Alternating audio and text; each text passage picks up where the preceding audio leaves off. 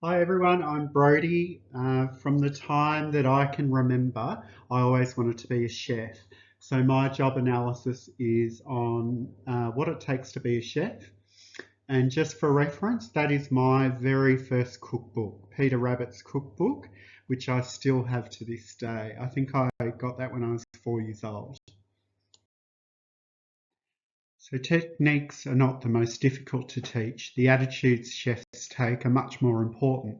That was a quote by Alain Ducasse, a famous French-born chef who at one point held 21 Michelin stars across his global restaurant empire. So looking at skills and competencies for chefs, they need to be able to master time management under pressure, multitasking and prioritization, cost control and inventory management, adaptability and innovation, as well as tech integration into modern chef techniques. In terms of soft skills, they need to be able to demonstrate team leadership and mentoring, communication, creativity, emotional intelligence, and customer connection, as well as ethical and sustainable practices today with nutrition knowledge, sustainable awareness, and cultural sensitivities. So let's look at the job summary for a chef. A chef leads the culinary operations to deliver exceptional dining experiences. They must demonstrate expertise in food preparation, kitchen management, team leadership, and they need to uphold the highest standards of safety, hygiene, and creativity. A chef is responsible for designing seasonal menus, managing inventory and food costs, and fostering a collaborative kitchen culture.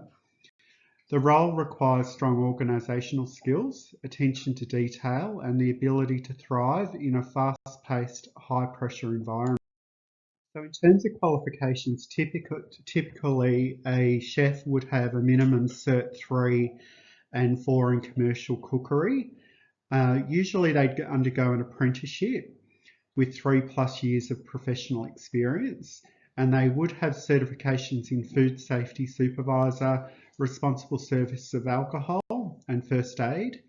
Not uncommon for chefs to also have a diploma in hospitality management and even a bachelor in culinary management as well. In terms of working conditions and the physical demands of the job, many of you might have seen the HBO TV show The Bear, which I think gives a great oversight of the chaotic and high pressure nature of what it's like to be a chef. There's a lot of physical demands, long hours on their feet, repetitive motions, heavy lifting. It's usually a hot, humid environment, and obviously the risk of burns and cuts, etc., and poor ergonomics.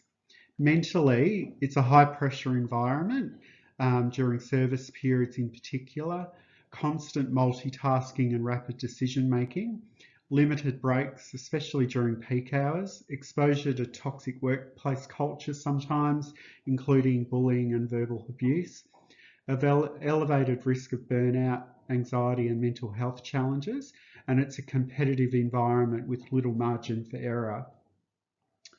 The irregular hours is something that's quite common, late nights, weekends and holidays. And so many chefs work beyond the standard 38-hour week. It's a precarious employment, precarious employment is common with 44% of chefs in casual or insecure roles. And high mobility, 42% of chefs in Australia and New Zealand are migrants, often facing added pressures. In terms of career progression and growth opportunities, as I mentioned, most chefs would start off at an apprenticeship level as an apprenticeship or commis chef. Then they can progress on and specialise, often becoming a sous chef, head chef, executive chef. They may then go on to owning their own restaurant or act as a consultant.